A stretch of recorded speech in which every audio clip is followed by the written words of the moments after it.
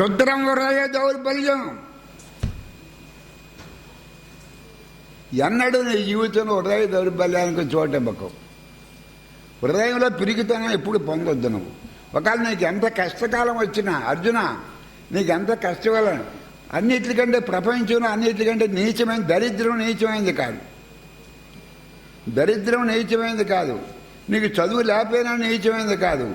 నువ్వు ప్రతిదానికి నీ హృదయంలో పిరికితనం వస్తే అది నీచమైంది. అంతకంటే పెద్ద నీచమైంది ఏమి లేదు. అటువంటి హృదయ దౌర్బల్యం నువ్వు పొందుతున్నావు. ఎవరిని చూసి పొందుతున్నావు నువ్వు?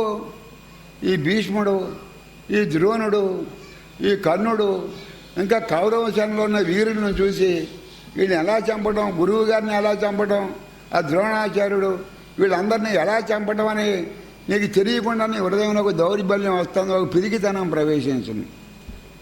ఆ పిరికితనం అనేది ప్రహ్లాదుల్లో ఎక్కడా పిరికితనం లేదు. ఒక్క మాట పిరికితనం లేకుండా మాట్లాడాడు. నీకు పిరికితనం వస్తుంది, నీకు పిరికితనం వస్తుంది హృదయంలో. పిరికితనం నీ హృదయంలో పిరికితనం పిరికితనం పొందటం కంటే అంతకంటే నీచమైన లోకంలో లేదు. అంతకంటే నీచమైన పని ఇంకోటి లేదు.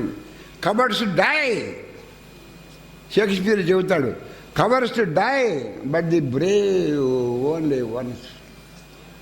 పిరికివాళ్ళు రోజు 100 సార్లు చేస్తారు. చావు ఎలాగ తప్పదు మనిషికి. ధైర్యవంతుడు ఒక్కసారి చచ్చిపోతాడు.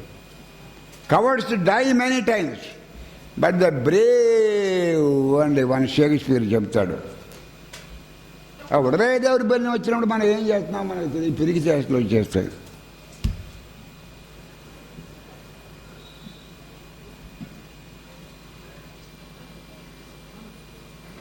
ఆ హృదయ దౌర్బల్యం వచ్చినప్పుడు చాలా ప్రమాదం అని భగవంతుడు చెబుతున్నాడు. ఎవరితోటి? అర్జునుడితో. నీకు అది వచ్చింది. ఇప్పుడు నీకేమొచ్చింది? హృదయ దౌర్బల్యం వచ్చింది. నువ్వు ఆ హృదయ దౌర్బల్యం ఎవరిని చూసి వచ్చింది నీకు? ఆ భీష్ముడిని చూసి. నీ గురువు గారు కర్ణుడు వాళ్ళు గొప్ప వీరులే. అవును, నువ్వు చచ్చేన వాళ్ళ చేతిలో చస్తావు, లేకపోతే నీ చేతిలో వాళ్ళు చస్తారు. అంతే. ఇందుకు మహాత్మా గాంధీ గారు ఉద్యమాల్లోకి వెళ్ళినప్పుడు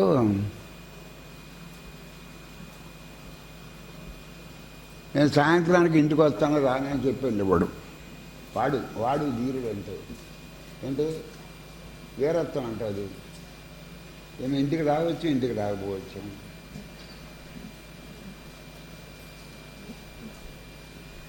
అప్పుడు చెప్తాడు అర్జున, ఇక్కడ ఏడు ఈశ్వరుడు. అర్జున, నీకు ఎవరిని చూసి హృదయ దౌర్బల్యం వస్తుందో ఏంటి? వాళ్ళందరినీ నేను ఇప్పటికే ఈపాటికే వాళ్ళని చంపేసి పోగులు పెట్టించాను. ఏంటి? చంపేసి నేను ఎవరినైతే చంపాను వాళ్ళని ఊరికి నువ్వు చేతులు ఆడించు. నేను ఎవరినైతే చంపానో వాళ్ళనే నువ్వు చంపడం. ఏంటి? నేను ఎవరినైతే చంపానో వాళ్ళనే నువ్వు చంపడం. కానీ నేను ప్రపంచం ఏం చంపానని తెలియదు కదా. అర్జునుడు చంపాడు, అర్జునుడు గొప్ప వీరుడు అని ప్రపంచం చెప్పుకుంటుంది. కానీ పని చేసినాడు ఎవడో? నేనే చేశాను. నేను చేసినట్టు ప్రపంచానికి తెలియదు కదా. అన్సీన్ నన్ను హేరాడు. ప్రపంచానికి నేను చేసిన పనులు కళ్ళకు కనపడవు, చెవులకి వినపడవు. అన్న హేరడు. ఈ ప్రపంచం మనుషులకి చెవులకి వినపడేది అన్సీన్. ఈ మాంసం నాత్రాలు చూస్తాడు, మాంసంతో అన్సీన్ అండ్ అన్హేరడు. అన్నేవన్ను నేను చేసి పనులు గ్రహించేటంత కించిదిండక బుద్ధి ఉందా?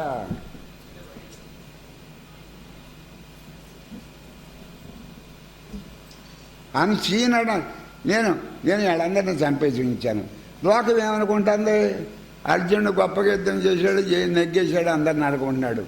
ఇప్పుడు ఇంతకీ ఏంటంటే మీరు చేసే పని మీరు ఏమైనా మంచి ఘనకార్యాలు సాధిస్తే, ఒకవేళ నేనేమన్నా ఘనకార్యం సాధిస్తే ఇది ఈశ్వరుడు చేసే పనులే. అందుకు చెబుతున్నాను, మీ గురించే అర్జునుడు వంపెట్టుకు చెబుతున్నాను.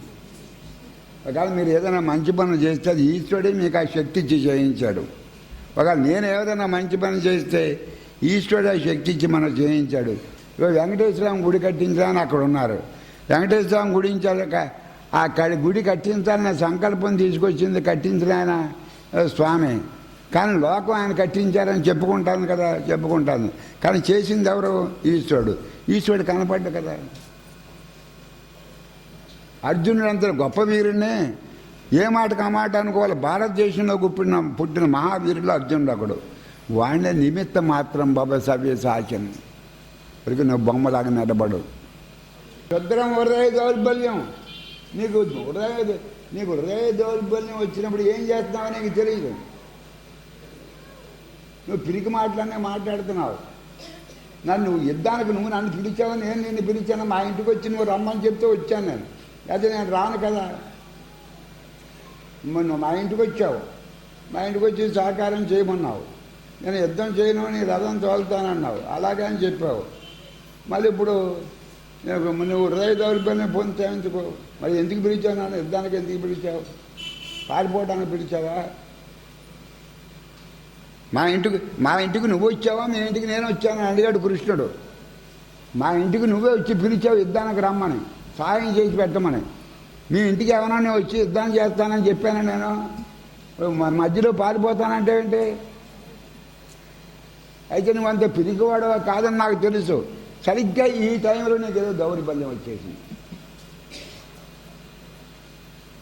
నేను చంపిన వాడే నువ్వు చంపుతున్నావని లోకం అనుకోదు కదా.